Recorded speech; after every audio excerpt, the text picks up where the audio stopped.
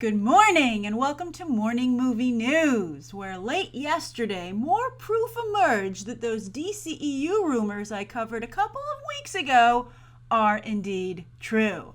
I don't cover no fake rumors. I take my job very seriously, and as I told you, when I heard those rumors, they just seemed to fit. They were the missing puzzle pieces that made the DCEU make sense. So if you would like to check that video out, that initial video, if you either missed it or dismissed it, there is a link in the video description. So what's this latest proof? Well, Joe Manganiello is so excited to be part of the DCEU, he can't keep his mouth shut. So someone was like, well, also he had the dreaded question of, what are you working on now? And Joe Manganiello was like, I'm sorry, Ben Affleck, but I can't say nothing, right? He could have just said, I'm Deathstroke, because that's been confirmed by Jeff Johns in the DCEU, and I'm excited for wherever that journey takes me. But no, he said, I'm going to shoot Batman in the spring, woohoo! And as a couple of fan sites pointed out, that would mean they could probably be ready for, because that would be spring 2017, that would probably mean they would be ready for a October 2018 release date, where sure enough, they have something already set aside for the DCEU, October 5th, 2018, which would be pretty far away from Halloween, but I think that it would mean that the movie would play throughout the month. So I think that's a very clever idea. And also, Halloween decorations start going up in early September, late August, basically right after Labor Day. So the whole commerce is going to be behind this. Now, that was the rumor that I discussed with you, that Batman would be released in 2018 for Halloween. And sure enough, it looks like it's happening. And again, I think it's just an absolutely fabulous and very creative release date. Because you could release a Batman movie whenever you wanted. So why not do something fun and interesting with it? And just to reiterate, this is the movie that Ben Affleck is directing, and he is co-scripting with Jeff Johns. And while I don't love all of Jeff Johns' work, when he's good, he's really good. And I think that his Batman work and the Earth 1 alternate reality stories that he's done 2 volumes, have been exemplary. Some of the best work that he's ever done. And also, I feel very good at reinventing, but yet being faithful to the origins of the Batman character. So I'm pretty excited about this. And I'm also happy that the rumors that I backed up are getting backed up by other sources. So, I think that as I said with the Civil War rumors from a couple of years ago, right after Age of Ultron came out, sometimes when you see some rumors, they fit within the landscape of all the other pieces. When you do this job, you're trying to, take a look at the landscape, to use that word. That's the best word I can think of, the landscape. And sometimes you have little pieces of information here and there, and then you try and piece them together. And again, when I saw the Civil War rumors, and when I saw these DCEU rumors, I was like, that really fits in and starts to connect the pieces. So anyway, that's the first story of the day. Now, the second story of the day is that, speaking of writers, Glenn Powell, who's an actor, almost entirely an actor, I think he's written one thing, he just got himself a screenwriting gig. But the question is, will it be something that leads to an acting gig? So let's back up. So the big headline, of course, is that Captain Planet is going to be made into a movie. Hollywood's been trying for a while, but now Leonardo DiCaprio is involved through his Appian Way Productions. That's his producing company. And, a lot of people are saying it makes sense because he's heavy into environmentalism. Now, a number of you tweeted me when this news broke yesterday, and you said, Grace, would Leonardo DiCaprio really make a Captain Planet movie? And I would call attention to the lineup of Appian Way films, because he's also produced Orphan, Runner. I mean, I think that in terms of prestige work, that's not really a focus when it comes to his producing, whereas it is when it comes to the vehicles that he actually himself appears in. Although I wouldn't think that he would maybe be above a cameo in a Captain Planet movie, especially because, again, he's so into environmentalism. I also think this might be a little bit of damage control for him, because I don't know if you've been seeing the news. This has been a fringe story. No one's really been wanting to cover it. I think because they're like, everyone loves Leonardo DiCaprio. Why do it to him? So anyway, The Wolf of Wall Street, on a little bit of a tangent here, The Wolf of Wall Street was a film that Leonardo DiCaprio really wanted to make. And it took him a long time to make it. And one of the problems he was having is that he couldn't get anybody to pay for it. So lo and behold, this guy from Malaysia shows up and he's like, I'll pay for it if you hang out with me. And he's like, okay, I really want to make this movie. And so he took the deal. This guy has a producing credit. It's like Riz Aziz or something. He has a producing credit on The Wolf of Wall Street. But then, to Leonardo DiCaprio's horror, it was revealed that this guy was using a Malaysian fund that was paid for with, tax dollars as a personal piggy bank to fund the movie and to get himself a Hollywood career, and wasn't putting any money back into the fund. Apparently the idea of this fund is to invest on behalf of the country to enrich the lives of the people who put money into the fund, who of course are the citizens. So it's a big scandal. It's an ongoing investigation, and Leonardo DiCaprio finds himself associated with it, to the point that recently, like a week or so ago, a Swiss charity demanded he resign from his post as a UN ambassador for peace or something like that. Basically just going around using his star power to call attention to good, important things that the UN deems important. They want him to resign from that because they're like, how can you promote environmentalism and changing the world when you're involved in such horrible corruption? It's pretty bad. So I think he'd be like, let's make a Captain Planet movie and change the conversation, please. So anyway, with Glenn Powell, I watched a couple of episodes of Scream Queens, didn't love it on Fox, but I thought Glenn Powell was very good, to the point where I saw him in Expendables 3 and I was like, why are you in this movie? You're horrible. But I think he's a better comedian than he is just a straight actor.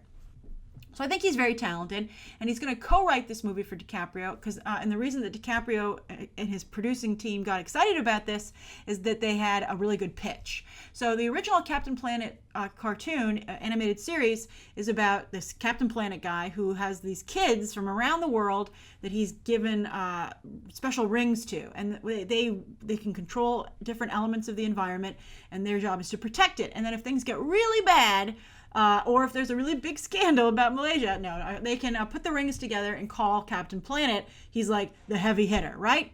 So anyway, the idea is that this takes place a couple of years later when Captain Planet is like down on his luck, all washed up, and he needs the kids more than the kids need him. And that sounds pretty good. I would be excited about that as well. It adds an element of comedy to it. They can play off the silliness of the whole Captain Planet idea. It's a little bit like Son of Zorn, I think. I'm not sure how that's doing on Fox. I tried that too. I didn't think it was particularly funny, but hopefully this will be funny. So the question is, can Glenn Powell parlay this odd writing gig, because he doesn't have a writing background, into an acting gig? I think that it's unlikely he would be Captain Planet, even though I think he's very funny, because I think they need a bigger star to anchor the film. I think that he could be one of the kids, though, one of the grown-up kids. I see no problem with him representing America. It's a very good structure also for the global marketplace, because obviously you can cast actors from around the world to play the different kids. It's a really good idea. I think this seems like a very solid thing to pursue. And at this stage, it's not that expensive for Appian Way. They just have to pay for the rights, the film rights, and a little bit of a retainer for Powell and the other guy he's working with to write it. And I'm sure Powell's willing to work cheap for the hopes that he would get an acting role out of it. All right, so the third story of the day, talking about casting, is that Paddington 2 is beginning to take shape, and they've added 2 big names. Everybody's returning from the first movie. I don't think Nicole Kidman is, but everybody else is returning to play the Browns and the Peruvian bear who lives with them, who loves marmalade. It's a great movie. One of the main reasons I'm covering this story is to try and get you to watch Paddington. It's a fantastic, cozy family film. It's from the producer of the Harry Potter films, and I highly recommend it. It's also just a great story about immigrants coming to a different country. I really like it a lot. So anyway, that is obviously an undertone of the film. It's not mostly about that. But, Paddington is an immigrant. So anyway, they've added Hugh Grant as an aging actor, a very vain actor who's no longer the star that he once was, and Brendan Gleeson as the safecracker and former circus strongman who becomes friends with Paddington. Because Paddington's just so lovable, who doesn't want to hang out with that little fuzzy guy? But anyway, the plot is such a good plot. The plot is that Paddington wants to buy an old book from an antique store for Aunt Lucy's 100th birthday. So he has to get a bunch of odd jobs to get the money to buy it. So that's great. Maybe he's going to be an assistant to Hugh Grant's character. Maybe he takes a little bit of a criminal job with a lookout for Brendan Gleeson, because they have so many great capers in UK movies and TV shows. But I think it's a really good way to get a lot of guest stars in there. And we've talked about this before, that if you have a very small role, but a bunch of them, you can get actors to sign on. It's easier to get an actor to sign on for like a week or 2-week commitment than for a 3-month commitment to make the entire movie. So Hugh Grant, you're like, Hugh Grant, give me a week and you can be in the new Paddington movie. And he's like, okay. So it's really clever. But then the book is stolen and Paddington and the Browns must find the thief. And Paddington, the first one, was made for just $55 million, but it made $288 million worldwide, and I'm sure also did very well on streaming. So it's a great success story, and I would recommend that you watch the first Paddington so you're ready for Paddington 2. You've got time. They haven't even started filming yet, but it's a very good movie, and this sounds like it's going to be a great sequel. Also, the dad from Downton Abbey is Mr. Brown, Hugh Bonneville, and he's very funny in the first movie. He does a lot. He's very game for some good comedic stuff. So then finally, the viewer question today comes from Cody Kennedy. That's a great name, Cody Kennedy. So Cody Kennedy says, viewer question: how important is it for family fantasy films, and he does his own little abbreviation, FFFs, like Harry Potter, Miss Peregrine, Narnia, to be adapted from a popular book? Would Hollywood produce a big budget family fantasy film that doesn't have a built-in fan base from books? Thanks as always, and as an aspiring screenwriter, your videos are really appreciated. I'm so happy to help out, Cody, and break a leg with your writing. All right, so as for your question, we've talked about this a couple of times, and so this is good. Repetitiveness will get it ingrained in your brain. And that's that with movies, the studios want something to vouch for it. What's vouching for it, right? Is it a popular actor? Is it a celebrated director? Is it a book that has tons of fans that I at least can count on as a base to go and see my movie, right? That doesn't always work out, but that's the idea. So that's why almost always it'll be based on a popular book. So this is also for franchises in general. A popular book, line of toys, comic books, TV show. They want a known factor, that people are familiar with the material, so it gives them a little bit of an edge with advertising. It's very hard to launch an original idea. Now, there are very few original franchises that are out there, but they do exist. And so I wanted to tell you the alternate, so to give you hope, right? So sometimes there's a small idea that does really well and then it blows up to a big budget franchise. I think a good example of that is Terminator, right? Very small first movie, everybody loves it, does really well, becomes a huge mega blockbuster franchise, which obviously Hollywood is willing to spend a lot of money on, because also at that point it has a known quantity factor. Everybody loved this small little movie. Then there's also talent, particularly behind the camera. James Cameron, speaking of James Cameron, wants to make Avatar. Sure, he can get the money because he's James freaking Cameron, right?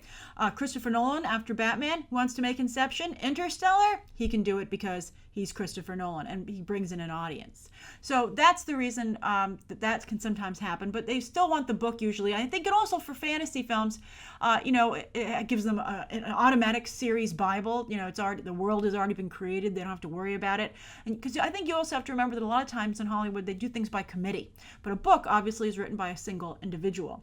So it gives them an instant voice, and it's a little bit of a safety net that it's already been created, and also that it's liked, right? Like, you don't want to spend tons of money on something and work really hard to create it, and then audiences say, I don't like that. This has already been tested, and it's a proven success rate. So that's also very important to them, especially because so much money is riding on it.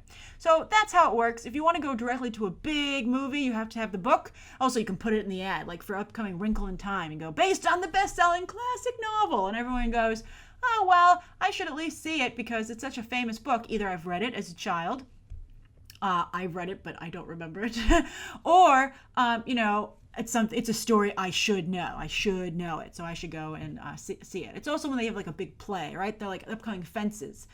We're getting sidetracked here, but the upcoming Fences with Denzel Washington. They go, that's a famous play. It won a bunch of Tony Awards. It's like really important in the world not only of theater, but African American theater. So you start to be like, I should go. So that's another element there, right? So if you want to start out big, you have to have the book most likely. But if you're willing to start out small, you can introduce an original idea. So Cody, I hope that helps with your question. Also, if you're an aspiring screenwriter, always write small screenplays. Always write small screenplays. Don't write big budget movies because no one's going to hire you for that. And also, they want someone who can write a really good small screenplay because it shows like a lot of talent, really good dialogue. And then they put you on the big movie because they're like, oh, look how talented you are. Fix our giant juggernaut of a film. So if you're an aspiring screenwriter, Cody or anyone, always write low budget films. I can't stress that highly enough. The Accountant, for instance. someone's like one of their first screenplays. It was on the blacklist for a long time. It's high concept in the idea of it. It's an assassin. Lots of guns and shoot 'em ups and action sequences. But it's a relatively inexpensive movie because it of the locations and doesn't have any visual effects. So I hope that's helpful. Thank you for your question, Cody. Thank you everybody for tuning in today. Please write down below think of today's top 3 stories, Cody's viewer question, anything you'd like to see covered tomorrow, and any questions that you might have. Thanks for watching. Bye.